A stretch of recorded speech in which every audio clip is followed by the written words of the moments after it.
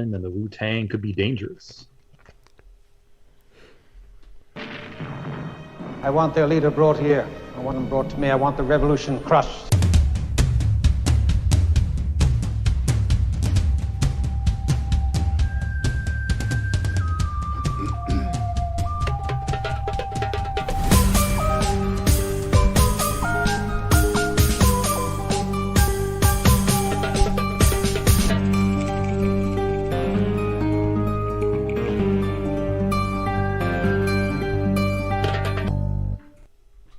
Assalamu alaikum and welcome to the Mamluks. My name is Sim. Along with me is my co-host Sheikh Amir, Assalamu alaikum. Raza, and the one and only Vitamin R. Assalamu alaikum, guys. How you doing? Alhamdulillah. Thank you everyone for joining. Help us out on patreon.com/the Mad Mamluks. If you would be so kind, please smash that like button and throw a comment in the comment section below with your thoughts related to the show today. Brothers and sisters, we are so delighted to have our Sheikh in Islam His accent back again. from Khalwa. We were in Khalwa. That's what we Kind of. I lived alone. I lived in a basement. The excuses were keep changing every time, every episode. Like he's gone. Yeah, no, it was a good test run, to try something else out for work, but alhamdulillah, it didn't go the way I planned. We all try to make our own plans, but Allah has His own plans for us. So, alhamdulillah, it was much needed experience though. Yeah, I was living in basically North Cuba. That's what they refer to South Florida as, North Cuba. All the Cubans there. Oh, wow. Yeah, everyone who's non-white there is basically Cuban or Colombian. Yeah, and I was surprised. Did you know that Florida was like, especially that South Florida, mid to South Florida, all the way to South Florida is like the Zionist capital of the United States? Yeah, that's why I was so naive. I didn't know that. I didn't do any of that research before I went. All the landlords I was talking to, all the real estate agents, like, oh yeah, we're going to be in Israel for a week, so you got to hurry up and sign this contract. Like everybody, oh, we're going to Israel. We're going to Israel. I heard that from like 7 different people, bro. Wow. One after the other. I was like, wow. And then I started looking it up. Okay. I made a joke to my wife. I was like, yeah, we're probably going to be living in some settlements now. Wow. Owned by some settlers. I know Miami was like that. Yeah. I didn't go to Miami, though. I know Yeah. Miami's the same way. Yeah, Miami's the same way. Yeah, so many people from New York, that's what it was. And they ramped up the prices. I was staying in Boca Raton. I was trying to look for a house for rental there, but the prices are ridiculous, bro. Yeah. Yeah. Like you'll get, if you want to find like a nice house with like a decent swimming pool.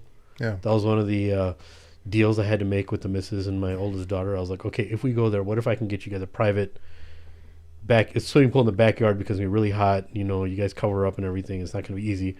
Would that like help you guys, convince you guys to move there? Yeah. It's like, all right, let's do it. So I was looking for these swimming pool houses, bro, 55, 65, 100 a month, bro. Wow. Yeah, ridiculous. So alhamdulillah, it didn't work out, but I think I needed that experience. A lot of cool things actually happened there. When you travel, you probably realize that when you travel and you go places and you're away from family and you're living alone, you start seeing things. There's certain things that you see reality checks and certain things that Allah's like literally doing your tarbiyah for you, showing you things that you wouldn't have seen in any other way, Allahu alam to that, but it was really very much necessary for me to go out there and travel and see what that was actually like, and the difference of like, you can complain about, the Muslims and Muslim community and stuff, but what we have in Chicago, bro, you can say whatever you want, how many factions there are of people, whatever ideas and inclinations people have, but the homely feeling that you have of this Chicago Sharif, it's a whole different level, bro. Yeah, it's a whole different level. Yeah. Like Florida is like 40 people, years. Many people in the UK already know this feeling because they are, at least some of the towns over there, they're very much have a very heavy Muslim influence or presence over there. Yeah, even in Canada. Yeah, so right? I know like Chicago's like this. I think New Jersey has a high concentration of Muslims as well. New York, Michigan, yeah. Michigan. Those places, there's a reason why people don't want to move out of those locations, despite the weather being so much more warmer in Texas. Like, well, you got roots here. Yeah, the roots is the issue. The weather thing is cool. Yeah. For the first week, it's really cool. Ooh, 70-degree winters. That's so nice. Yeah. It sounds so enticing. But then there's so many other things of reality that start hitting you, especially when you have a family. Oh yeah. You're like, yeah, I'll just have to embrace. Yeah, I'll so have to, lonely. Yeah. So you were technically in Khalwa then. I mean, Kind of. I was living in a basement. It was nice. yeah. I finally got a chance to know what that feels like. You know, you see those ads and the much of the basement open. I was one of those people. You know, I knew what that was like. Alhamdulillah. Wow. Yeah, it's cool though. That's wild. Alhamdulillah, everything happens for a reason though, man. Yeah, that's awesome, man. Yeah. A lot has happened since you were gone. But more recently, at least, there's been a big explosion on Twitter with Elon Musk. First, a couple weeks ago, he was, I don't know if time travels so fast now. It's like, Yeah. I don't even know what's a couple weeks ago. It seemed like forever ago. He was talking about H-1B being a big problem, or sorry, being a huge benefit and causing a rift between the whole MAGA base, right? So Elon Musk, who's pretty much like right there with Trump. He's in Trump's inner circle, giving advice and stuff. And H-1B is a visa program for those who don't know that allows people from skilled workers from other countries into the United States and allows them to work at very low rates. Some will even call slave labor because they work twice as much as Americans do for half the price. And MAGA had a huge split where many people who criticized Elon Musk, they lost their Twitter verification badges. Basically, when you lose that badge, your reach gets limited. So the Prince of freedom of speech and everything basically started removing everyone's badges and demonetized some people. I think Jake Shields' accounts have been demonetized. And so, I mean, we many people saw this coming, and saw at least the hypocrisy of Elon Musk and him talking about freedom of speech and that being a fundamental core principle of him. He went on shows like Joe Rogan and he would talk about how this is something that he's willing to die for and all, just, you know, something that was really a core principle for him. And you just saw it, he so easily discarded, not for anything else. It wasn't for Zionism or anything else, but it was because these guys were hurting his ego. That's what it comes down to. It was really his ego. They were Delicate they were ego. clowning on him. Yeah. All these MAGA guys were, there's like an old school MAGA, the ones who first voted for Trump, and then there's this new school, this kind of business class MAGA, Elon Musk and everyone who kind of came and hijacked that movement. And they said, you know what, all you other guys are expendable. And this is exactly what happened. I mean, this is all the people who were, or not all, but a lot of them who were with Trump from the beginning got discarded by Elon. And they were also very much against Israel as well, those same individuals. And they all got... The whole freedom of speech thing, bro. I mean, it's now we should realize there's no such thing as freedom of speech. No one ever believed it. It's only cool if you're the one responsible and you can police and people are agreeing with you. And that's what it was. He was supposed to be, I mean, like, we were so deceived to think that he was going to be this champion of freedom of speech when there's no real actual freedom of speech, even according to their standards. In Islam, we don't believe in freedom of speech like that, right? But to them, the people who were these champions of freedom of speech, it never actually existed because it was easy to agree with them. But then when you disagreed with them and came in their crosshairs, that became a little different. But yeah, I saw that too. And I was like, yeah, what do you think? And then you see like these guys who are they're following this trajectory that Elon Musk started, like Zuckerberg. Now he's like trying to get back into Trump's good graces, and he's trying to work with Meta and like trying to work with Elon Musk and like trying to didn't Elon Musk have like, or potentially a position of something of finance and government now? Like he's overseeing it's the Department of Government Efficiency. It's not like it was kind of allotted to it's him, not right? an official government though. It's kind of like an external Overseeing, it's an external advisory type committee. It sounds like it's part of the government, but it's not. You know, it's not. And the acronym is Doge, DOGE, for his coin that he peddles, Dogecoin. So but basically what happened, fast forward, as that, you know, as the steam in that engine was kind of building up, he wants to kind of cause a distraction. Like, hey, well, what better way? I can't make fun of, Jews and Zionism or whatever. That'll just completely destroy me. So what better a group of people can I make fun of and blame them for our problems? So here come the Muslims.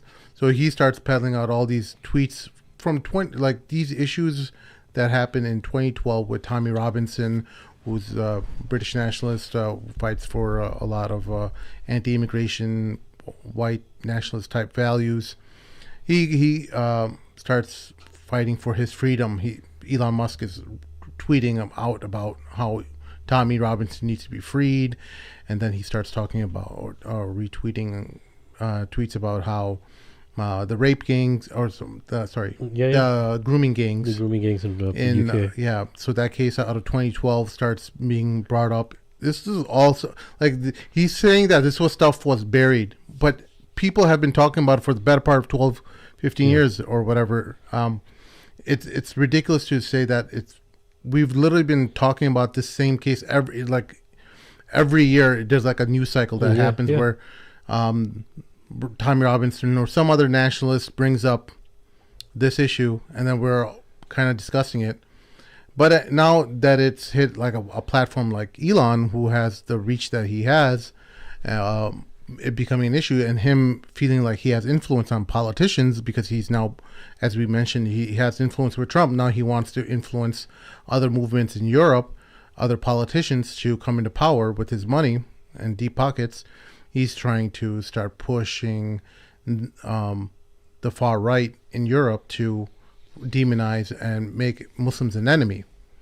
So that's where we're at today. Andrew Tate kind of jumped in the bandwagon and started siding with Elon because, that's what Andrew does. Andrew knows where power is, and he's going to gravitate to where power lies, and he's going to use that to his advantage.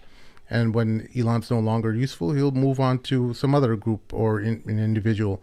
But he was basically saying that Islam or Muslims need to take more accountability. The UK has an Islamic problem. Yeah. Islamic people problem. So a lot has happened. And in the mix of it, Mohammed Hijab got involved. He started just going off on in response to Andrew Tate, and I think he even tweeted out, or let me find the exact tweet, but he basically said that Muslims need to have more babies, and we can will become, I think, 20% part of Britain or something. 10% of Britain and 20% of France by population by the year 2050. If they continue with this birth rate. Yeah. What's the Muslim population now of UK percentage of in the UK? I don't know. Is it already almost up there? Isn't it but it must be close enough. 7 to 10%? Right. It must be close enough to be 10% in the next 25 years. Have more babies. That's a solution. Yeah, and that I think he ended the tweet with saying our strength lies in our numbers, and I was so baffled and like, why would you make this tweet? Like, you're literally giving all these white nationalists ammo. Like, there's many projections already out there that Muslims will have a much more larger presence in Europe and in the United States by 2050. But by you saying that, it's just, you're kind of giving them, they're creating an environment or an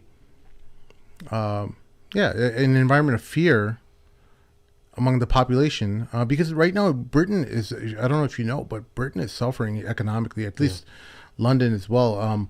They're not a country that produces anything anymore, right? And their economic status is like the state of Alabama, which is the poorest state in the country, in the United States.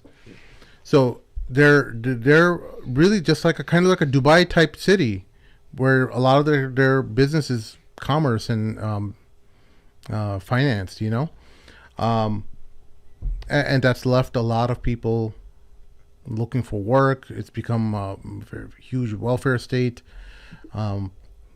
Big portion of their citizens are unemployed, and people can't afford basic things.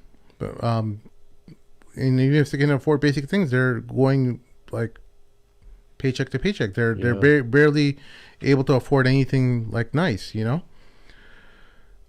What are your thoughts on this, Robert? Thanks for having me on, first of all. Assalamu alaikum, everyone. So I'm gonna go off on a kind of a small tangent before I talk about this.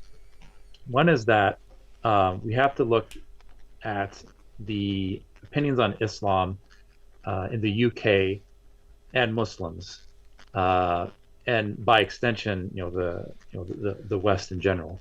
More in Common did a poll last year. I think this is like in 2024, and they said, they asked non-Muslims, what are your thoughts on Muslims, right? Like, what is your opinion, ranging from very negative to very positive. 9% said, no, what is that? Make sure I get this right. 12% said very negative. 9% said slightly negative. 40% said they don't know or they have no opinion. 17% said slightly positive, and 18% said highly positive. Right, so that means 21% had a negative opinion of Muslims. 40% were in the kind of I don't care neutral range, and then 35% were positive to highly positive. That's not what you see on X. X is the absolute worst place, or any social media for that matter, to give dawah or to present any type of message of Islam, because by default, whenever you talk about Islam or Muslims in any capacity, whether that's to try to reason with people or to be aggressive or to be incendiary, you're going to attract the absolute worst haters imaginable. They're going to be unreasonable. They're going to be obstinate. And it is not a place where you'll be able to convince them of anything. And if you were to convince these people of anything, it certainly won't be on X, where they're behind a screen and they can just vent out their frustrations. Right? So that's, I think, one thing that we should really keep in mind, that you have many Muslims who have no non-Muslim family members. Their only interaction with Muslims are from what they, or non-Muslims, is what they see on the media, like Piers Morgan, government officials, the random police officer, the person who may have ripped off their wife's hijab on the bus, or said some Islamophobic comment, and the anons that hang out on X. So these Muslims, they live in this fantasy world where they think everybody hates them, and I call it the "they all hate us" fallacy. And it's a really dangerous fallacy, because you start to think that not only does everybody hate us, but also whatever we say is not going to have an effect on them. And when you feel that way, you're going to just be as aggressive as humanly possible, because it's the only recourse. So you're going to become a keyboard warrior and think that you're at the Battle of Badr. Well, the problem with that is, whatever you say on X, whatever you tweet on X, is going to be projected to the entire world. I'm a convert to Islam of 21 years. My family had no problem with my conversion to Islam. I was involved in a more than one marriage with a family that didn't hate me. They had a positive opinion of me, and in general, and we never got into arguments. But there are people there who didn't like Muslims, and I knew people in the Muslim community who were great people. They were wonderful people. They invited me to dinner and everything, but I knew there were some uncles and aunties out there that just didn't like white people. When was it ever a good strategy to put the biggest haters on both of these sides, put them in a room together, give them each an iPhone, and have them yell and scream at one another about how they're going to start a civil war or kick everybody out or outbreed one another, and broadcast to the entire world? How does that make any sense? And how does that improve the life or well-being of any Muslim in the West? And you can call me a softie, or that I'm just not being a tough guy, but it's really unwise in general. And I'm not pointing at any one individual, to say all these things. Because a lot of people don't realize, and a lot of Muslims don't realize, that even the right itself is divided into two main factions. You call Tommy Robinson a white nationalist. Tommy Robinson is not a white nationalist.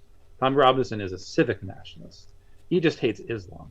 If he could replace all of Britain with Hindutva non-Muslims, he would be perfectly okay with that, as long as everybody converts out of Islam, right? The dissident right is the other faction of the right, and they have no political representation. And at first glance, you would think that they have, what's the difference between them and Tommy Robinson? But these two groups absolutely despise one another. And I'm not calling to ally with the dissident right. There's no, they would get you basically put in jail. But the things that Mohammed Hijab, as soon as he tweeted that, Keith Woods retweeted it and basically said, this is what they're here for. They're here to take us over. Islam to them is a moot point. They just care about numbers. And in that tweet, there's no explication of what that actually means. What are these Muslims we're going to have? Are they just going to be Muslims just by name? Are they going to be practicing Muslims? Is there going to be any effort to give dawah to the native population?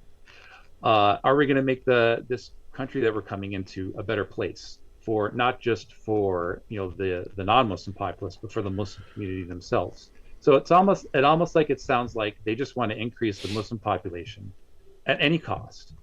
And what are we here for? Are we here to spread Islam to the people? Are we here to create an environment where someone can convert to Islam and not get kicked out of the house or not get called a traitor? And I just don't see it. Muslims in Europe, they're on a bus and they're headed off a cliff. And instead of turning the wheel or applying the brakes, our de facto spokespeople are just putting their foot on the gas. And not only are they making it difficult for the Muslims, but anyone that there's any type of dawah efforts, but they're what was I going to say? Just give me a second here. Yeah, they're basically normalizing this kind of behavior, and they're basically saying they all hate us. There's no point in trying to reason with any of them, even though statistics clearly say otherwise. 40% they just don't. They just have a vague sense of being on team X or Y. And the way that we're trying to, quote unquote, give dawah, if that's what you want to call it, or, present the image of Islam in the West to your everyday Westerner, they're going to look at someone like Ben Shapiro and go, hey, we're trying to help us save Western civilization, although his numbers are tanking. I think Candace Owens actually has more subscribers than the Daily Wire now. And then your average Westerner is going to go to the other side and look at Muslims and go, we hate the West, we hate white people. It's Islam on this side and West on the other. They're complete antonyms. And what do you think about that? So I don't get it. I really don't. And many Islamic people with Islamic knowledge are saying that we shouldn't be tweeting these things. But the fact of the matter is, the sad fact is that it's the world of social media where all people care about are likes and subscribes and just venting their anger at just anyone and everyone. So that's my take. Yeah. So what do you guys think about? Sorry about that rant, yeah. But feel free to add to that. Brother, do you have any thoughts? Anyway. Yeah, man. I think Mohammed Hijab was just clowning those guys. I think he was just trolling. I don't think there's much more to it than that. I don't know the specifics of what's going on in the UK, but I think he just said that to get a rise out of people. Did it seem the sarcasm to you? Yeah, how does that help the image of Islam in the West? Though? Like what like any average Westerner is going to read that tweet and go, hey, I didn't hate Muslims before, but now I certainly do. But I think, like you said, there's like 40%. I think it's just pissing off the people that already don't like the Muslims. I think that middle ground 40%, I don't even think they're aware of that tweet. We're talking about this stuff. People that are on social media are talking about it. But I think that has no bearing on interactions that Muslims would have with actual people every day at the grocery store, at work, you know, in the community. I just looked at that tweet from Mohammed Hijab. I just took it as face value. He's just clowning them, you know, people, and he knows it's going to get a rise out of people. And he mentioned the Zionists also. He knows it's going to anger them and upset them. So that's just how I viewed that. I don't know what type of impact it's going to have on the day-to-day life of Muslims or non-Muslims in the UK. I don't know. I don't know how contentious things are there, and if that's an incendiary tweet and it's going to actually have real-world consequences. Yeah, you know, there's a point to that. Everyone, there's a gamification that's happening with a lot of major Muslim personalities who kind of gamify the algorithm, and it doesn't matter whether you say something right or correct or whether it was meant to be with humor or not. What gets people engaged? What's getting people to look at my name, my presence on social media? And I think that's what it's. I don't think truly in my heart of hearts do I think Elon Musk really cares about Tommy Robinson. I don't think he does.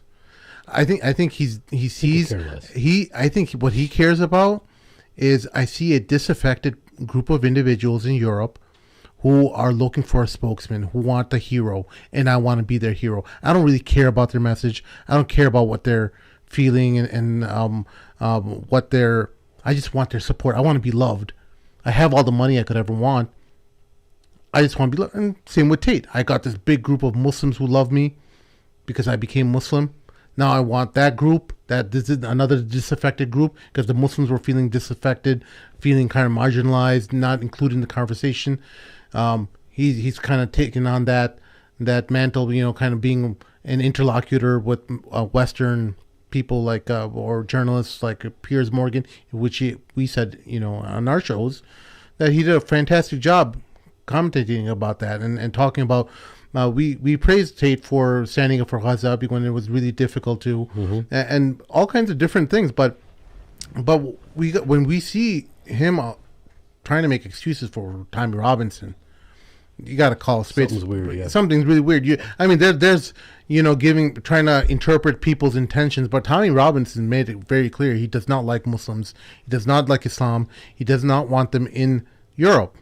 You know, so why combine the efforts of the dissident right and the anti-Islam right? Most people, you know, even though they don't have a problem with Islam, you know, the fact of the matter is, like you said, life in the UK is untenable. Rent is through the roof, and you know, the more people you keep bringing in, whether they're Muslim or not, you know, they're going to have more and more homeless people on the street. It's going to be, you know, jobs are going to become, you know, like harder and harder to get. People have unbelievable school debt. And people are just leaving the UK en masse. So why tie in anti-Islam sentiment with, you know, immigration, and just unite these two factions? And that's just going to be, it's going to make things even worse for the Muslims. I think, you know, we're in this mode where it's like, well, you know, there's always going to be a faction that hates us. So, you know, why not just say the most incendiary stuff on social media? You know, there's no metric to figure out, you know, okay, how many people are going to be, you know, pissed off by what he said and end up joining, you know, the ranks of the right. I just think people are just in the UK especially, even if they don't have a problem with Islam per se, you know, it doesn't matter where they could be, from Japan, they could be from Hong Kong, you know, there's a housing crisis. It's just even here in Ontario. You know, like rent, when I moved to London, it was like less than $900 a month for a one-bedroom apartment. That same apartment is now doubled. Like it's now $1,700 a month. And it's like this double effect. All the baby boomers are retiring from Toronto, and you have 1 million people coming into Toronto, or 400,000 people a year coming into Toronto. And, you know, they're all, you know, living 5 to a bachelor apartment. And rent is through the roof there, and everybody is retiring and selling their $2 million condos, moving out. So it's raising the rent all across the province. It's become completely untenable. And you have people who, they may not have had any problem with Islam from beforehand, but it's the fact that Muslims are tying themselves up passionately to this other cause of just making it a numbers game. And, you know, you're just going to get more and more people voting for the same parties and coming to the same protests. So what I'm proposing is, a way out of this, and that is a communitarian approach to the dawah, which is what Muslims should have been doing in Europe a long time ago. Because people feel that their culture is dying out. They feel like the dissident right feels that they're going to be a hated minority in their own countries by 2050. If there is even a small sub community of European Muslims in every country that have their own, the same setup that born Muslims already have in the West, it would solve so many problems. I mean, Islam would be seen as a universal, religion for all cultures instead of, this place that's just trying to take us over. I mean, you do not want these two factions uniting. That is the worst possible outcome. You want these two factions, the dissident right and the anti-Islam right, to be as divided as humanly possible.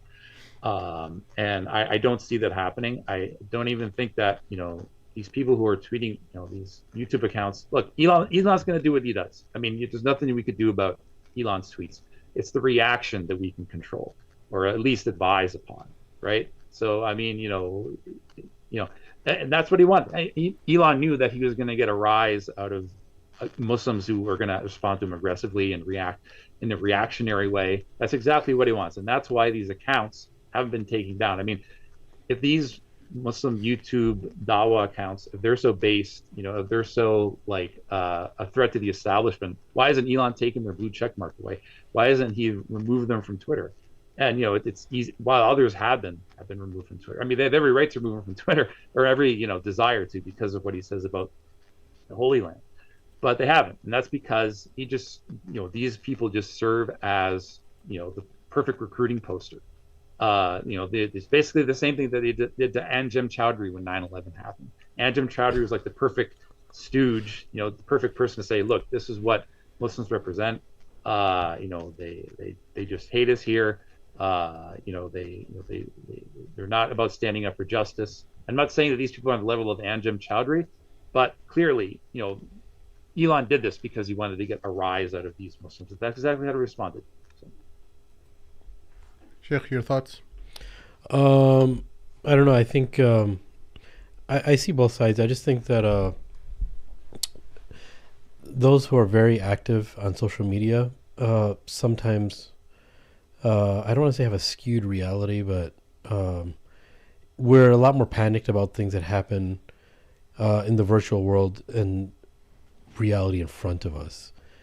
Yes. And what ends up happening is there's lots of vulnerabilities that we start showing and lots of fear mongering that happens, and people know that some of us, I mean, I'm not going to lie to you, bro. I'm not very active on social media.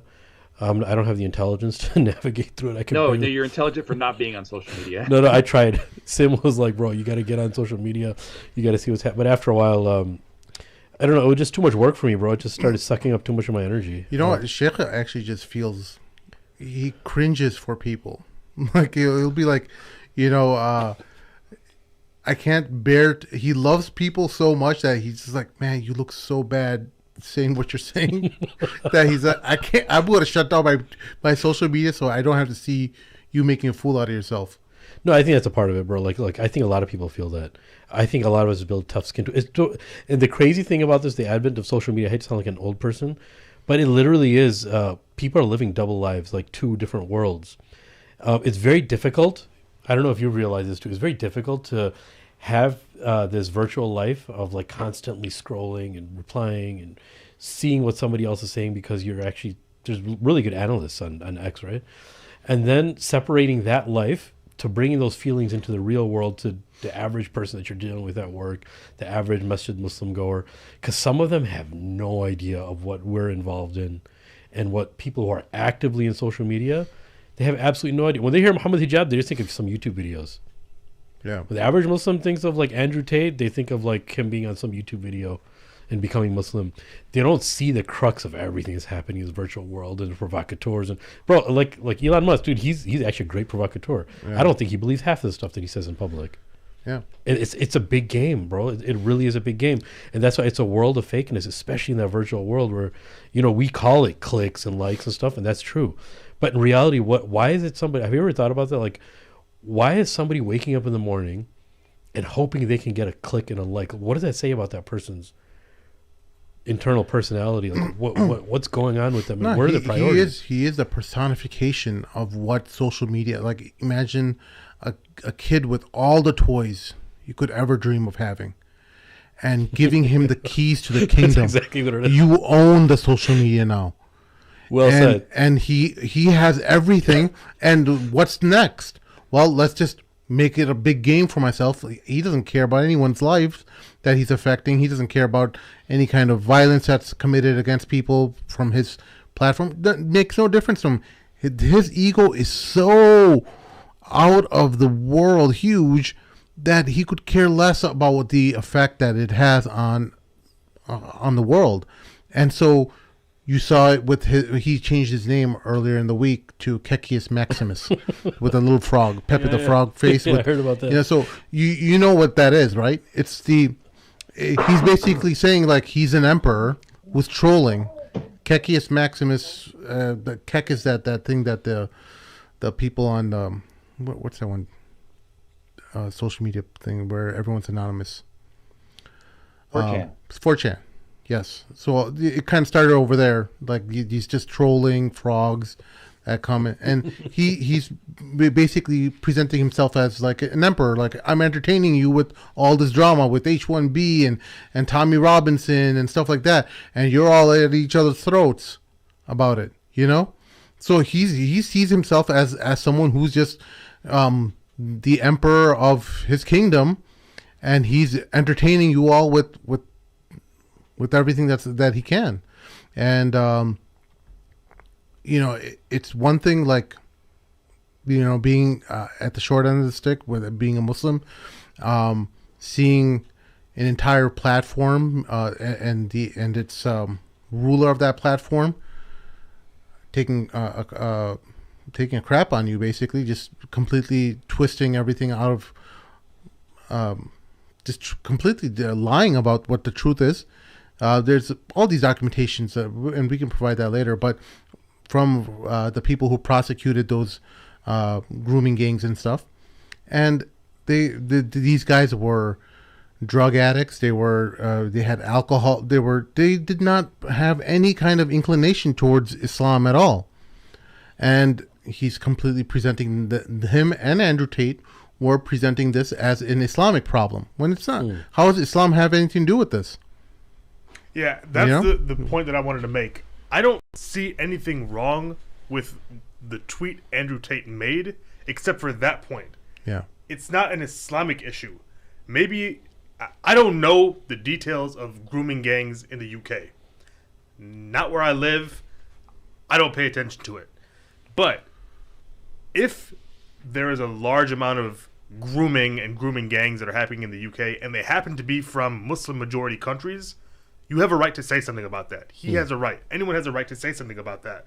But it's not an Islamic problem, because to your point, these are people who don't practice Islam, who are doing things that are haram, doing things that are against Islam. So you can't call it an Islamic problem. Where in our faith is it teaching us to do this? Right. There's actual evidence within Zionism, right? You could make some kind of argument that the Zionists at least try to make that they have a right on that land, right? On Palestine. We don't make that claim at all. We're not making a claim about anything. What exactly do you want from us? Do you want, if you want us to leave, then say so. Yes. You know? Do you want us to leave? Like, you want us to pick up our I think that's what it is. That's the question we need to be asking. What do you want from us? He's said before he's a nationalist. He says he supports Imran Khan. He supports the Taliban. He supports these Arab governments in the Gulf. He talks about nationalism and countries maintaining the purity of their ethnicity. Yeah. It's not an so he's not like Tommy Robinson, or maybe you said the dissident right. Or I should say, I don't know about the dissident right, but what Vitamin R said about Tommy Robinson, I agree. He hates Muslims. He could have Hindus, Sikhs, whoever come into UK, and he wouldn't have a problem.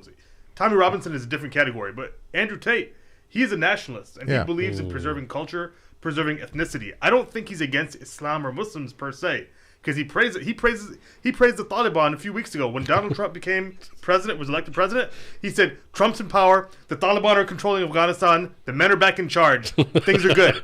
So he doesn't have a problem with Islam. He doesn't have a problem with Muslims. He's always praising Islam, praising Muslims. I think his specific point is if people from outside of this country, whether it's UK, whether it's France, whether it's Denmark, whether it's Germany, are coming in and I'm not going to use the word corrupting the culture, but if they're committing crimes, then they need to go. I don't see Andrew Tate's comments or his commentary ever as being anti-Islam. And he made a point on Twitter the other day where he said, just like I'm against black kids committing knife crimes, and I'm part black. I don't think he's actually criticizing Islam, but to your point, Sim, maybe he's saying if you're committing these crimes and you're not from here, you got to get deported. Well, and that's fine. That's fine. If you then say that, then say that. Don't call it an Islamic problem because maybe it's just like stupidity that you're just using the wrong terminology. I think that's what it is. I think it's the wrong terminology because he doesn't criticize Islam or Muslims. I think he's mislabeling it as an Islamic problem. Maybe he could say it's a problem of immigrants from Muslim countries.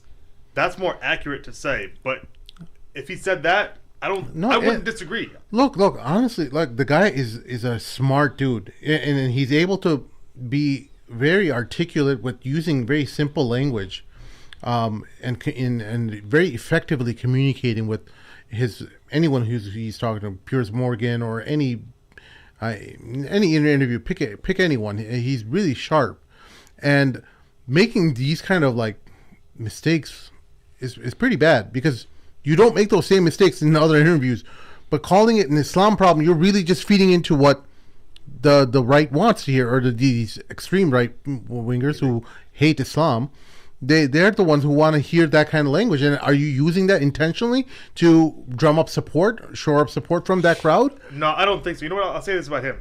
He talks about black people, and he's part black. Yeah. What made him famous is talking about women.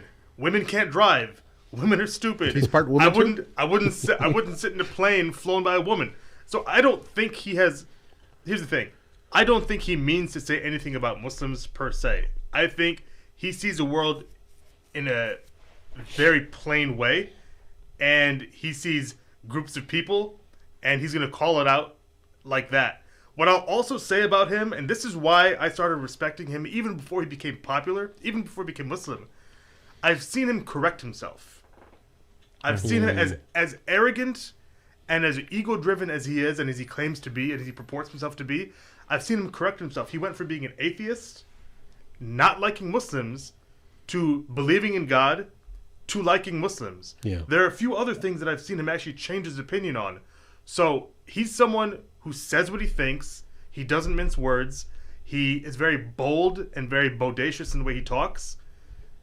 But he's like that with everything. It's not just against Muslims. And along that path, you're going to make factual mistakes and like historical mistakes and stuff about Islam, which he did in the beginning. Look, that's an issue with having a really loud mouthpiece. But he hasn't been on the ground. He doesn't know what regular brown UK Muslims have been experiencing for decades.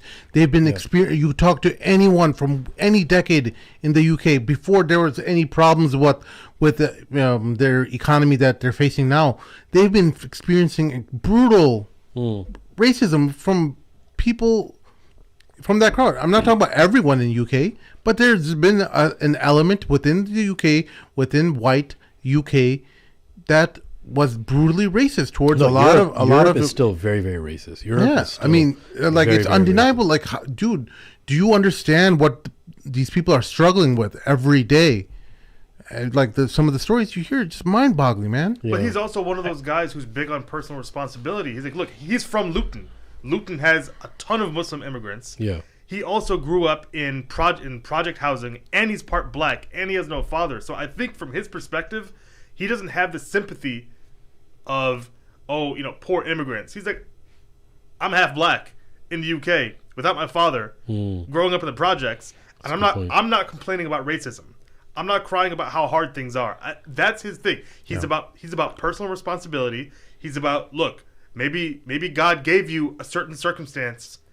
You need to grow out of that. You need to figure yourself out. That's Yeah. what his whole life Man is up about. type thing. No, Man no, up he type had thing. a father. Man up His type father thing. was that chess guy. Yeah, but his mom pulled him out of the U.S. and moved to the U.K. when he was 9 or 10. So Oh, okay. he didn't grow up with his father after the age of 10. Oh, okay. So, well, So do you understand what the point that I'm no, making? I understand that. I think he really is just about, look, stop. Without him saying it, it's almost like, look, don't cry about racism. Do something about it. Like, become something of yourself. I agree with Raza. That's his take. And I want to make something totally clear here. People have accused me of being like a white supremacist. Rob, I imagine you every morning getting up in that scene from American History X where he covers up his tattoo like this. You know? See, this means not welcome. I remember that dinner table scene. That was crazy. Oh man. No, go ahead, finish your thought though.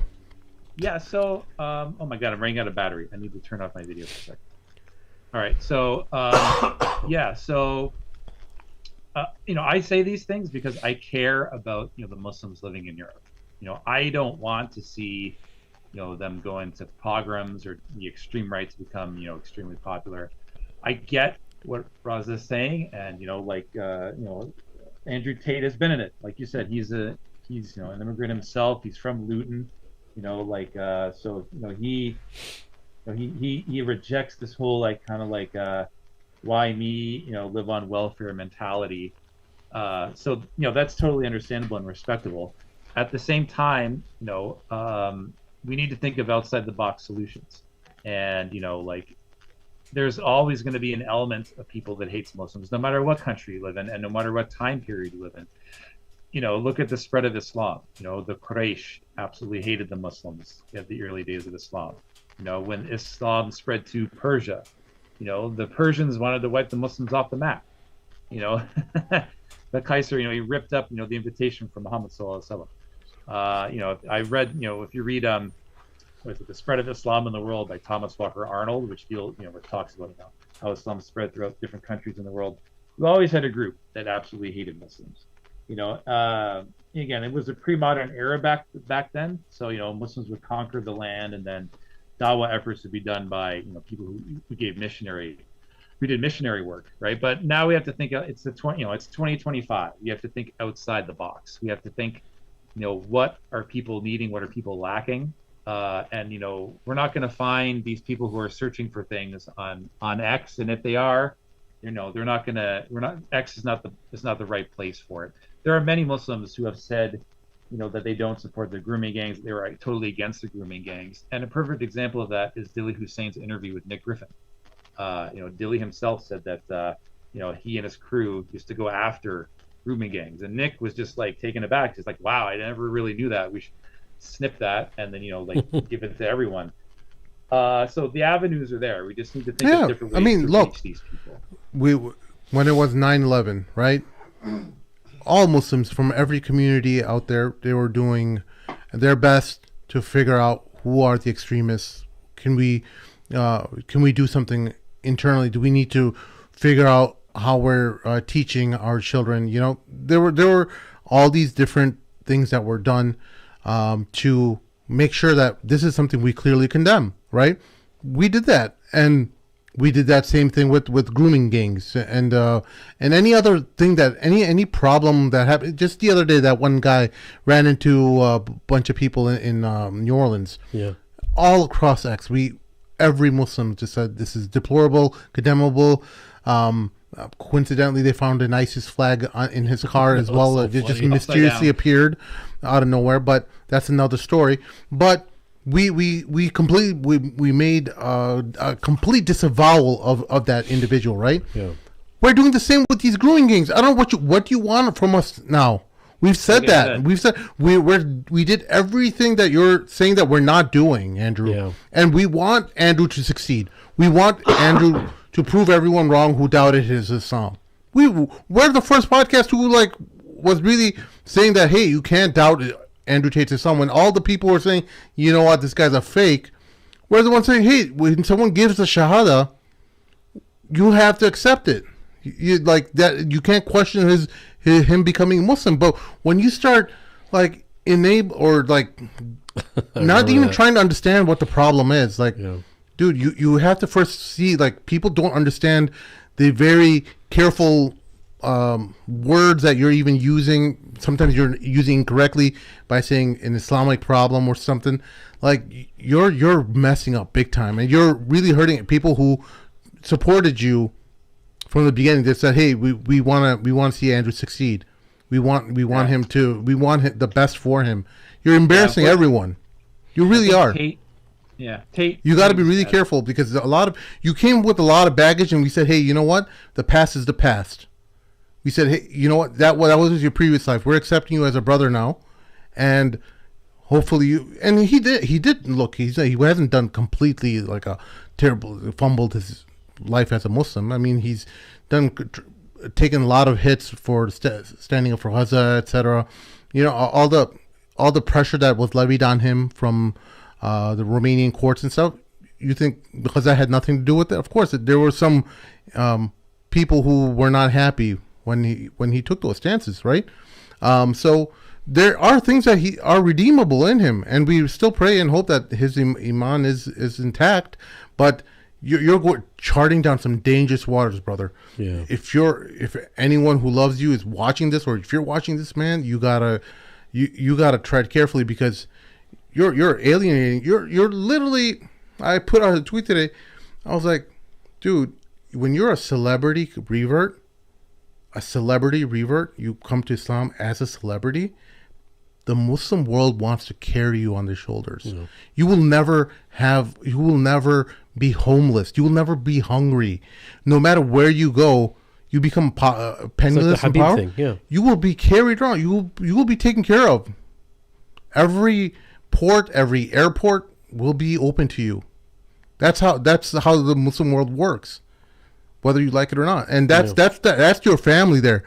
When these guys in Europe that you're thinking that you're standing up for with the premise of nationalism and stuff like that, when they sell you out, well, maybe they get rid of the Muslims and they get rid of the Pakistanis or whatever. They're going to come after your brown ass, because they're not going to solve the problem. Because their mentality is exploit the poor.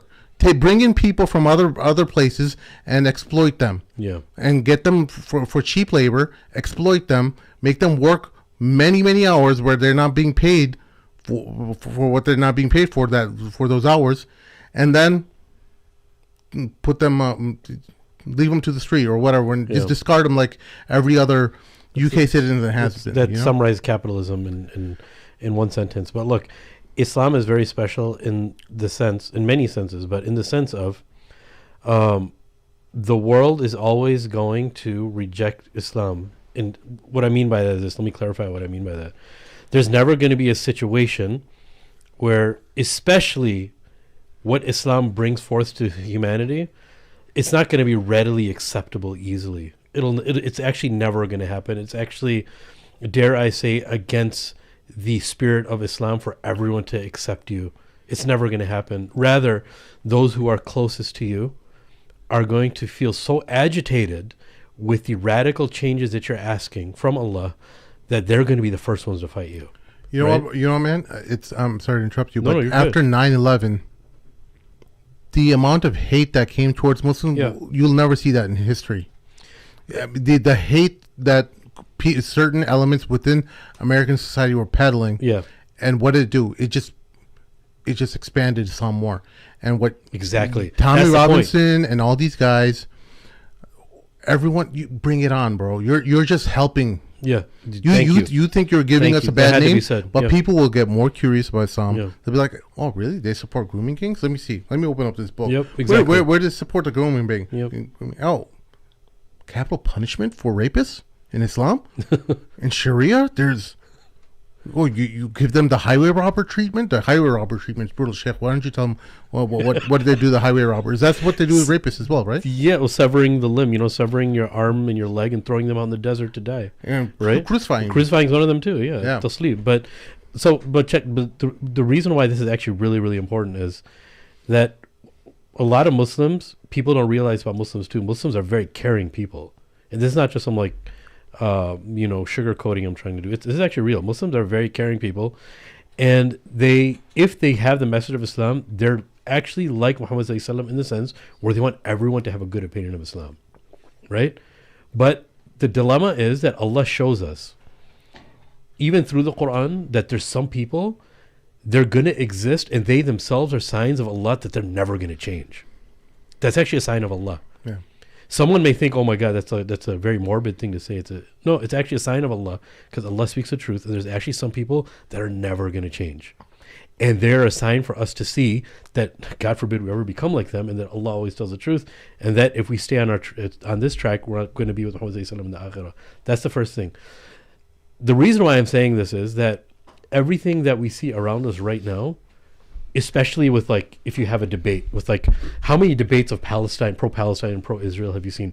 Do you actually think that when we go into this debate, are we naive to think that, oh, I'm going to convince this IDF soldier, and this IDF soldier is going to actually repent, and he's going to, there may be some that become Muslim. That's not what I'm talking about. But those who are spokespersons for the IDF and the Israeli Zionist entity, when they come on TV, do you think that they're going to show everybody that they're convinced what they're saying is wrong? No, they've already picked this. They already picked a side. They're not going to change. Yeah. The Zionists and this Netanyahu and all these fakes, all these fake human beings, they've already picked a side, and they're never going to change unless something really catastrophic happens. But we can't be naive to think that, okay, you know what? Piers Morgan's going to have this debate with this pro-Israeli, pro-Palestinian, and inshallah, this guy's going to convince this guy in front of the whole world, right? That's not why these people go into this debate. They go in because they're showing the world that we're never going to change. And it's on both sides.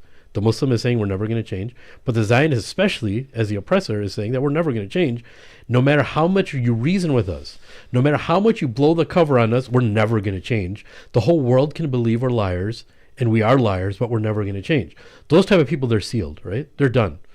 Now, the interesting thing is that the Quran, this is not something new to the Quran. The Quran, Allah tells us from the beginning that there's going to be these group of people, even though they know they're never going to change. And they're going to go back to their own group, and they're going to say, what else can we do? Yes, they're right in this situation. They'll literally say, we can't let people hear them say this because we'll convince them. We have to figure out another thing to say to deceive them. This is the planning that they do. This is the language they have with each other. But with us as Muslims, we have to remember that these people are going to stay the same, and we're never going to change. And the world is going to come and go, and the akhirah is going to come, and it's going to change. It's going to be that way forever. So there's some people that we're never ever going to convince, and we have to be okay with that, and we have to be comfortable with that, and realize that they're actually a sign from Allah for us. And once I think we get through that, and the reason why I went off on this is because Muslims really, at the beginning of 2025, they saw this, this dude who, rammed into all these people and killed these people. But the funny thing was that people who are actually aware of what's happening ever since this whole Gaza thing blew the cover on all facets of our life, how long did that last? Nobody believed it. Nobody actually really made anything too much of it. Like, is anyone still talking about it except for us? We're using it as pointers to see how ridiculous some of this stuff was, right? So the world is a lot smarter in the past year, 2024, because of Gaza. Alhamdulillah, the world is a lot wiser. Like, we grew real fast, right? And like you said, bro, like, people are going to do whatever and try to accuse Islam and Muslims. Dude, bring it. You're just going to see Muslims flourish even more. There's nothing you can do. You just have to withstand the storm a little bit. The first few months is going to be a little tough, and then after that, people are going to come to Islam in crowds. And it's always happened. Our friend Harry wanted us to talk about his thoughts. He was not able to make today's show, but he put out a tweet that he would like us to read. Nice. So I didn't even know he was going to be here today. No, he's not here today. He was going to be? He was going to be here, but did you ever have the Harry experience? No. Okay. You will, inshallah. 1 second here.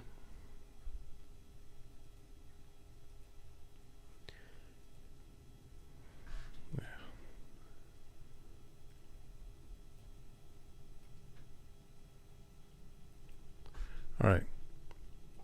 It's kind of small, but I know Tommy Robinson is a liar, and and a likely Zionist asset. He belongs in jail and he should stay there for a while. His stats are bogus and he completely ignores all the problems that come from Indian culture and Indian society. However, there's clearly a serious problem in the UK, inside the Muslim UK community. I've met far too many UK Muslims who hold racist views towards ordinary English people. They want revenge and they want to take it out on mostly working class folks who have never done anything wrong to them. I don't think this is all or most of you, but it's enough that it's a problem. Everyone feels it. Indonesians and Malaysians go to Australia and Taiwan all the time for work or to live there permanently. They don't have a beef with they don't have a beef with the locals like this. If I'm going to be honest, I think it's time for Muslims in the UK. If I'm going to be honest, I think for some Muslims in the UK, the real problem is their attitude and not criminality. That's actually a much bigger problem than petty theft or occasional knife fight. If you want compensation for what has happened to you, then go to Buckingham Palace and the Parliament. Those are the people responsible for the misery in the global South. Hating on someone's grandma who voted Labour her entire life is foolish. I go ahead. Okay. Oh, sure. Yeah, I'm just going to go on video. I think I have enough data left. Okay. So, in one sense, I kind of agree with Harry. I do think that, there's always going to be anger between groups, especially, in the UK between, the white British and the British Pakistani community. But even if that anger doesn't exist, I think what we kind of tend to forget is that people certainly tend to gravitate towards their own. And you see this even amongst Muslim groups. Like to give you a perfect example, in Toronto on the Danforth, which is the most multicultural city in Toronto, multicultural neighborhood, there's a mosque called Medina Mosque, and it's run by the South Asian community. And 95% of the congregants are South Asian. And there's Arabs that live in the Danforth, there's Turks that live in the Danforth. And the same goes for Muslim and non-Muslim groups. My family had no problem with my conversion to Islam, as I said. And, my Muslim community in Windsor was very nice. But it was literally impossible to try to get them to meet one another. So and I'm saying this because the way that we've been doing dawah efforts doesn't really take this into account. I think a lot of people take their shahada. We have this 400% increase in people taking their shahada over the last year, which is an enormous increase. But here in Canada, people take their shahada and then you never see them again. It's like a revolving door of converts. And I think that's because even if Muslims are as nice as pie, they just don't feel comfortable being in non-Muslim spaces, and that's understandable. I mean, it's a haram environment. Like I can't imagine bringing my imam to, my parents' house where there's rock music playing, and like the neighbor comes over and she's wearing a bikini, and there's like dogs, and people drinking alcohol. I mean, even if they're the nicest people in the world, that's just not an environment that they want to be in, and vice versa. A lot of non-Muslims don't want to go to a mosque.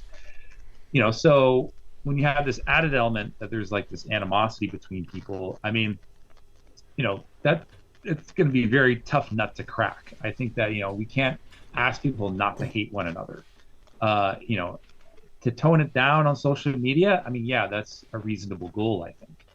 But I think, it's best if the people who hang out and who live in these social spheres, collectivize and, kind of form their own Islamic niches within there. So I to say, what is it? I mean, Sheikh Amr can verify this.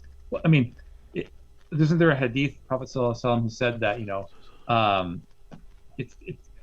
it's someone who can control their anger. It's not about anger itself. Anger itself is a natural human emotion, but controlling one's anger is, that's commendable in the sight of Allah subhanahu wa ta'ala. I don't know, I forgot the hadith or the ayat, but Sheikh Amr could extrapolate that. No, that's what I'm saying is that anger is always going to be there, so yeah.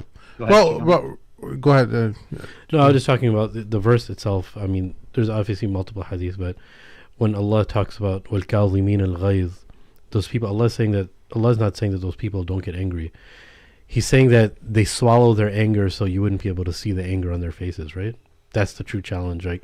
Because some people are just born and they have temper problems. That's true. I mean, like, from a young age, I know people that had crazy tempers when they were little, and they haven't changed a bit since they got older, but they've learned how to work on themselves. But anyways, that's actually the righteous, one of the most righteous of acts, that even though you're experiencing anger, you don't show it and you swallow it. Yeah. Well, one of the things that naturally just my question is, why hasn't that same feeling that Harry's talking about happened to Muslims, Indian Pakistani Muslims in America? They get along with white people pretty well over here. I mean, there's always a small minority that they won't get along with, but very, very much so. Like the Indian and Pakistani community in America is wealthy. They're doing well for themselves. I'm not saying like they're super wealthy, but they're doing much better than the average American, right? Canada, it's the same way, Sam. Yeah, and I think it's because it's literally the Raj and colonialism, and they see the Union Jack as responsible for partition and things of that nature. So you're right in like ground zero of that whole conflict. Canada and the United States are far removed. I mean, Canada wants to completely separate from the UK and be our own country. So you don't see the same level of animosity. And Canada and the United States, it's always been a very accepting, do your own thing, do for yourself, religiously more tolerant society. It's the melting pot versus salad bowl. I think that definitely plays a role. But I think economic status, economic opportunity, whereas in UK it's much smaller, and the communities kind of, and older too. The communities just kind of gravitated and became more insular. It's one of the dangers of becoming insular is that you kind of don't spread out enough to get the rest of the country familiar with you. You kind of become like the Amish. Like everyone in the U.S. is like, well, at least they're not Amish. Like, what did the Amish do to anyone? Like the Amish are always the butt of the jokes, but there's the most peaceful people. Like they're they're good citizens. They don't believe in technology or whatever. So what? They're not bothering anyone. But it just kind of like when you become insular, you just become strange and weird.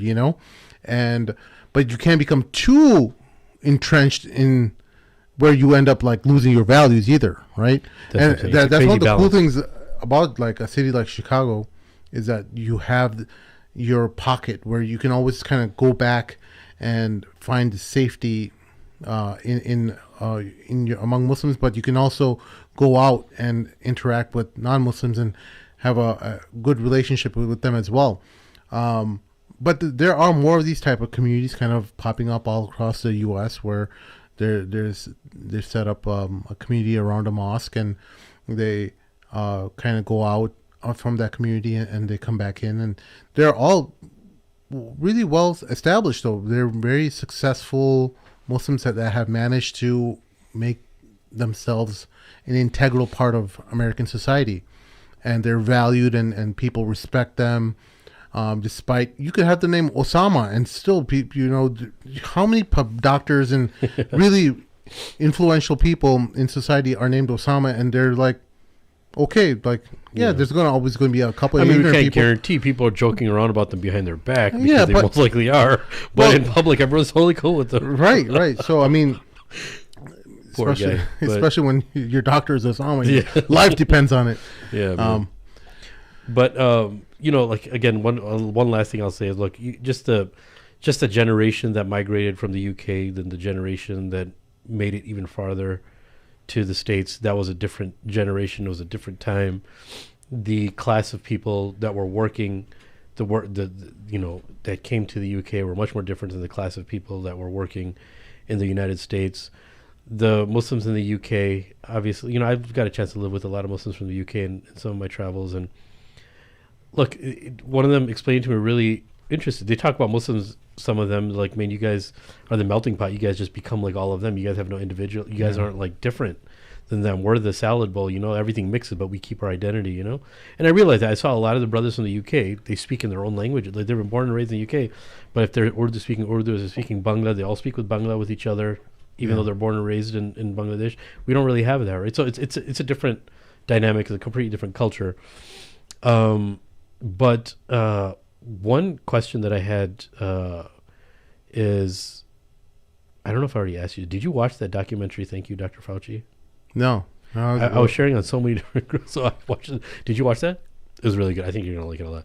I actually saw this podcast with Tucker Carlson. It was like 2.5 hour podcast with the director of that documentary. Really good documentary. I was surprised how good it was. And I was looking all over for it because it was like $13.99 or something on Tucker Carlson Network. And I was like, man, I've never paid that much for a documentary. So I'm looking for it online. I found it on YouTube. Oh, wow. It was on YouTube for like a few days, and now it's on Daily Motion. But, I think it summarizes so well what our priorities were, and and I'll tell you this, it'll basically make you feel like, number one, I'm glad that Islam and the people I grew up with gave me insight on how to see things for what they are. And obviously that's from Allah too. And Islam gives you that insight to see things for what they are. But the documentary starts off with just talking about COVID and like debunking the whole, wet market and the lab leak. But the documentary does a great job of like waves eroding away of the greed of society and the people responsible, and how important, like, even if you were to study capitalism, it wouldn't be enough to say that these people are more like, as if you were to see these people like the Dr. Fauci's and some of these corporations and some of the big pharma. It's as if that, like, what you study about capitalism is nothing compared to how evil some of these people are, right? And I'll give you a small example, and I don't want to ruin it for anybody, but I highly suggest you guys, if you guys want to watch it, Daily Motion still has it. If you want to pay for it, you can pay for it. Like, did you guys know that the engineering of the virus was so powerful and so highly technical that it has two different portions of the HIV virus in it? Did you guys know about that? It's really crazy. The non-detectable immunity of, they use something, two parts of the HIV, I don't want to butcher this, but because it's very medical too, and they did a good job of it, is that the portion of HIV that's connected to the COVID virus is a portion that messes with the immunity, so the immunity doesn't detect it properly. So you have it before your body can actually properly show signs of detection that you would have regularly. Like, oh, I'm getting this symptom, I'm getting this symptom. So before you have any symptoms, you already have it, but your body isn't detecting it yet. Yeah. So they start off with that. Yeah. Right? And they keep eroding away of all these different, medical warfare elements, and they tied in a whole lot of stuff, because you mentioned 9/11. Yeah. They tied in 9/11 and anthrax in it, and the studies that Dr. Fauci and his group of people, and even in China, that they've been colluding the whole time. And because Fauci was part of that research. Yes, for anthrax too. For COVID. Yeah, but also for anthrax. He's a part of that too. So it was all in preparation. They had to sign a whole bunch of bills to get passed, just in case there'd be a biomedical type attack or biological warfare type of attack. So that gave them impunity and all types of permissions to do any type of research, to develop anything that they needed to. And lots of events had to take place in order for them to release certain types of vaccines, not just the COVID vaccine, but I would highly suggest people watch it, because it gives you a different type of perspective. Again, that there's already people that already chose their path, and there's no changing them. Yeah, there's no changing them. This speaks to how the UK became in this dysfunctional state it is. The 2007 housing crisis, market crash that happened, they bailed out all the wealthy banks and stuff, and then COVID came, and I can't remember another incident happened where they just keep on bailing out big companies, big corporations, not reinvesting back into their people. And what does that do? It causes your native country, who was well-to-do, was a wealthy country, not to produce anything. It doesn't have any kind of homegrown exports. It's not making anything. It's really just operating like Dubai, out of the faith of that people have in the UK. It's really just that mirage that's kind of keeping the UK on its last legs. Dang. It's a collapsing society, and it's a really convenient scapegoat to blame it on immigrants and Muslims and stuff like that. Like, you can do that all you want, but I feel like that's such a small part of it. You remove immigrants and Muslims tomorrow out of the equation. You think that's going to solve the UK's problem? Exactly. That's not going to solve the problem. It's not going to solve the problem even 10, 20 years from now. Even because the problems fundamentally, their economies are built to look out for big businesses. It's not trickle down, but it's trickle up economy. The economics there. It's basically you keep the wealthy rich and fat and happy, and out of the goodness and the benevolence that they have, and mercy that they have, you're hoping that they give you jobs and opportunity with that money. That's how they believe. I think that's where we would agree with the dissident, right? Even though I said we shouldn't ally with them. They understand that there are underlying causes for immigration. Most specifically, the destabilization of the Muslim and African world, the global South. Countries that are stable like Turkey, Malaysia, there's no need for the mass immigration. They love living there. So, I guess we could agree that we should be against some type of involuntary repatriation. I mean, we don't want Muslims to get kicked out of Europe at gunpoint. That's what we're trying to avoid. And but the more that we don't understand, these schisms within these two right-wing factions, it's just to sum up, void now.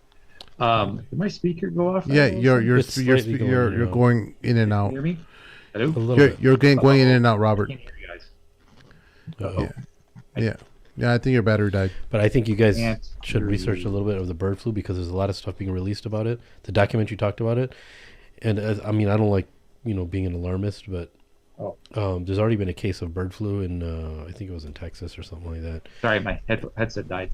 Yeah, and I think it's supposed to be a lot more catastrophic than I don't know if you read about this, but COVID had nothing on bird flu, and it's actually engineered. It's in the lab. It was created in the lab. It actually didn't happen from what they claimed is relation to birds and monkeys, and it's crazy. And they even talk about AIDS in there, and how AIDS was engineered and even made more powerful, and then released and tested on people in Africa and stuff like that. And they made up that whole excuse of people eating bush meat and but it's now, imagine a bird flu being this amalgam of all these different sicknesses, and supposed to be much more catastrophic. And the next documentary that dude is going to be trying to releasing before there's supposed to be an outbreak of bird flu. He's supposed to be trying to release this other documentary, but it's pretty crazy stuff. And a selected few are going to be very rich. Yeah, well, what has me worried is that a lot of these measures that the UK did is what America did too, and being an American right now is very difficult for the average American. Most Americans cannot afford many basic things. They're struggling. And there's going to be narratives when you have one more, just enough of these ISIS type people who are crashing into crowds and stuff. The same conversation is going to start spilling out over here, and people are going to start, trying to blame their economic problems on the people who look most different from them. Are there Muslims who want to get into the small house, the mini house market, the tiny house market? That's a huge growing market. I think if Muslims were to get into those types of endeavors, I mean, right. Whether that's building or lobbying for local or state governments to allow more tiny homes to be. Yeah, you're talking about those prefabricated homes that There's many different types. yeah, because that's a huge emerging market. That's what the direction it seems that this country's taking is that wealthy people will start grabbing up whichever land that they can and start setting up these prefabricated homes over there and renting those spaces out. They've already started buying all kinds of different real estate all across the country. Even the Chinese have been. This is how messed up it is. You're allowing companies from China to buy up real estate here, and they're through another company they rent it out to regular Americans. So that's causing a constraint on housing because how are regular people going to be competing against billion-dollar companies who are going to pay twice the value of your home so that they can rent it out? They're just your land. There are these mega skyscrapers in Toronto, and they're vacant. Like they spent years building these mega skyscrapers that are next to like CN Tower and the Sky Dome. And if you look at them, they're almost completely vacant. So a lot of these Chinese companies bought these entire buildings, and they're just sitting there because they want to wait until the value goes up. So they're not being even rented out to residents of Toronto. It's pretty sad when you drive through there. Yeah, I mean, these are policies American Western politicians are making that are preventing wealth from transferring to their people. Like it's an obvious diversion tactic when you're trying to blame other people who may have taken up even though I don't agree with the H-1B program because I think it's a slavery type of system. The ethics of it, yeah. I think who's the one who's implementing all of these? It's your politicians. They're doing it so that they can line their pockets. Why is a movement like MAGA, who was against these things, been completely hijacked by billionaires, from Miriam Adelson to Elon Musk, etc.? They've taken over MAGA and they said, "Hey, all you other people who supported us, you're inconsequential now to the project." And they're taking on this nationalist kind of garment, saying, "Hey, this is what we're all about now. We're all about nationalism, greed and money, whatever makes you money." But the MAGA movement was very much so. One of its strong features or most appealing features was that, hey, look out for America. Look out for the worker, the American worker. And you're not seeing that happening. You're seeing those same billionaires come to power and they're saying, hey, it wasn't our policies. It wasn't the H-1B program. It was that brown guy. It was That's true. That's what's happening. It's so obvious. It's like, it's not H1, like the way H1B was defended by Elon Musk is mind blowing. The way he reacted to it shows you that these people are just in it for themselves. They're just riding the wave of whichever movement, and they just capture it with their money. And then they say, hey, all you people who brought it up don't matter anymore. Sim, could you bring up my profile pic on X, Robert of Canada? I don't know if you see my banner, but I use that Family Guy meme for basically sums up how they try to divide us. Yeah. I got it here in 1 second.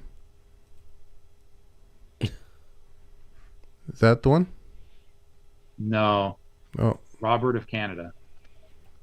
Robert of Canada. Oh, maybe what did you type? Maybe I put in Roberta of Canada. Oh, this is Rob Casford. Alberta, Canada. Hang on. Bertofcanada.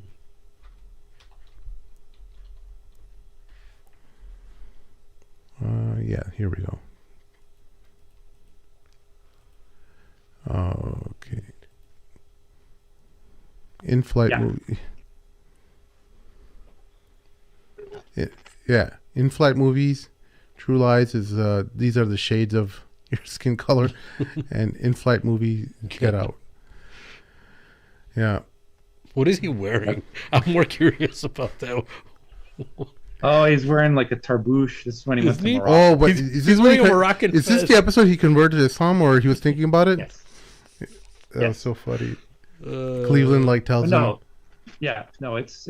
I think it's happening on both sides. It's it's they throw the anti-white stuff and the anti-Muslim stuff almost simultaneously, sometimes in the same movie. So it's all designed to keep us at each other's throats, and they use it to great effect.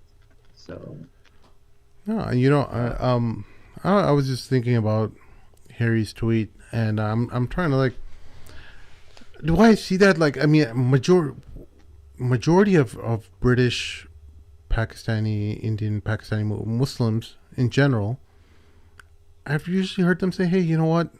We have our gripes with the UK, but in general, we like if we're watching a soccer match or football, whatever they call, where we're supporting our country. It's like they're still like proud or to be British. There's still like a affinity or an attachment they have to their culture, and I'm not getting this vibe. There are maybe some like super, I guess I don't know. I don't want to say religious, but they're just very anti anything Western type people. There's always that segment, but That's everywhere, yeah. there's a small minority because. When I went to the UK, I didn't see any of that, man. I got to be honest. I don't When was the last remember. time you went? I can't remember when you I went. went a few years ago when I met Daly and stuff. Oh, that's right. That's right. It was That was like 5 years ago. yeah. I didn't see that among anyone. Everyone loved the UK. They loved being there. They loved being. They were all pretty successful people. I didn't get that vibe at all.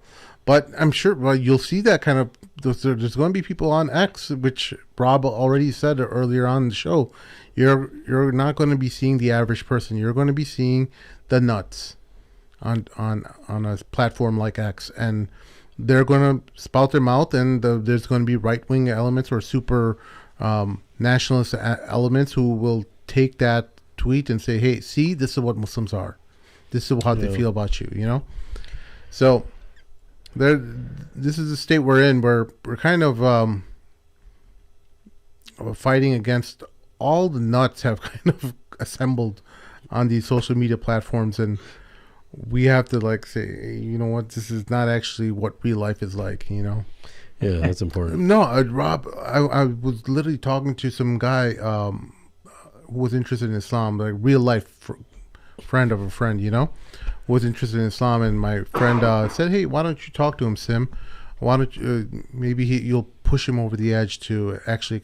He seems like he's right there, So I'm like, all right, I spent a couple hours just talking to this guy, and he's like, you know what, man? There's just like this pressure whenever I'm on TikTok. I just see these people in the comments where they're just make you feel like you're not Muslim enough, like whoever you watch commenting about their experience with Islam, there's always someone who's saying that's not right, and that is a real problem. But I told him, like, dude, you can't be on these platforms. That's not the representation that you're seeing an assembly of crazy people on these platforms, because normal people, functioning people, productive people will not be spending their life in the comment section just throwing hate. That's true. They just don't. That's what I'm saying. It skews your reality, bro. You got. That's one thing. I think a lot of people, they should, especially in this day and age, they should take a hiatus from social media. You just got to put limitations. Look, you got to know about what's happening. Yeah. But on your iPhone, in the settings, my daughter was just showing me the other day. I'm like, man, I don't want to deal with this app, and I'm talking about Twitter. I'm just going to put a time limit on it. Like every day, just give it 30 minutes. Just scroll it, make a couple thoughts on a couple people's posts, and boom, be done with it. I'm not going to make it my religion because it's not real life. And I'm not going to feed that a-hole, Elon Musk, any more advertising dollars or whatever, I have that blue check mark because I just don't want someone else to be pretending that they're Imran Munir for the Mad Mamluks, or just because my identity is verified. That's the only reason why I care about it. Yeah. Otherwise, you want to take away my blue check? I don't care. I'll just quit your platform. Like, I don't understand why these guys whose check marks have been taken off of Twitter, like, just leave. There's so many other platforms out there. The new platforms. I think there's a case to be made. We need to move to Blue Sky, maybe. maybe it's not healthy for a guy to have this much power where he's literally clowning on people as Caecius Maximus. Like, he's literally telling you that these are games and enjoyment for him. He loves seeing you fight. That's like, That's evil. he's bro. like, that's satanic. I don't know what, man, that seeing people causing chaos and fighting, and while one of his tweets says, "Oh, we need more positivity on X," and then starting tweet about Tommy Robinson an hour later. Like, he's a maniac. You've given keys to a kingdom to an absolute maniac, and I think Blue Sky is the way to go. I think that's the next option. Blue Sky was a platform that was set up by Jack Dorsey, who was previously the president of Twitter, and he's probably laughing his ass off right now. Really? Because they were talking about censoring. Oh, they were saying that the Jack Dorsey's censoring all these people and stuff, and now Elon Musk is doing it. Yeah. Because you take away someone's checkmark, you're censoring them because their reach is limited too. When you don't have the checkmark, your reach isn't as strong. Because when you're verified, you have a stronger reach. It's pretty much all that means. And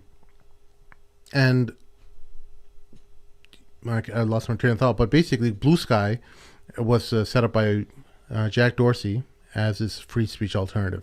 Whether or not it's actually free speech is debatable, but I think it's worth checking out. Everyone should set up an account there. We have to have other options. We can't just keep giving this guy our money. I think we should start selling our Teslas. Buy Rivian. Rivian is a great car, man. I just bought a car, but if I had thought about Rivian, I would have bought a Rivian. Or Lucid. Yeah, Rivian got that guy MKBHD. What's his name? Marquez Brownlee. He's a big YouTube reviewer. That's right. Yeah. He sold his Cybertruck and said Rivian's better, and he bought a Rivian. And so Elon Musk was actually following him. He unfollowed him because he did that. I'm surprised he didn't take away his because Marcus Brownlee is very influential too. Yeah, he's got the best reviews. He was the OG of technology phones, reviewers and stuff. So this guy, he started off with technology and he just started reviewing. Wait, he's spoken so many positive things about Tesla. Marcus Brownlee said all these nice things. None of that matters. The moment he sold his Cybertruck and said Rivian's better, unchecked. Do you understand? Like we're critical of Andrew Tate today, right? Imagine he's following us. He's not, but let's just say he is. The way these guys work, these egomaniacs work, is that if you could say 1,000 nice things about them, supported them, the moment you say something, unfollow, block, whatever. Like you should have been loyal to me, kissing my feet. Everything I've done thus far deserves no criticism. You cannot question my intention at all. Ego is crazy. It just shows you how delicate people actually are, and they get power not because themselves. You know, it's been given to them. It's wild. Yeah, it is. They're actually a lot weaker than people think they are. You know, put them on a pedestal because they got billions of dollars, but that doesn't mean anything if you don't have character, man. Anyway, that's our show for this evening. Thank you, Robert of Canada. Yeah, so happy Vitamin to see you R. guys again. Sheikh Amr, thank you so. Assalamualaikum. It's so nice to see you again, bro. Thank you. You too, brother. Likewise. And Sim and Raza, thank you so much. It's a pleasure meeting you as well. I'm writing a book. I'm in the process of writing a book called How Islam Can Save the West. Should be up by the end of the year, inshallah. Nice. Stay tuned for that. And if you want to subscribe to my channel if you like Islam for Europeans. I really and subscribe to Mamluks, of course. If you haven't subscribed already, made to the end of this video, please subscribe to Mamluks. What a guy. Thank you so much, Robert. Keep covering that tattoo for us. Yes. I love you, brother. Take care. All right, take care. Assalamualaikum. I want their leader brought here. I want him brought to me. I want the revolution crushed.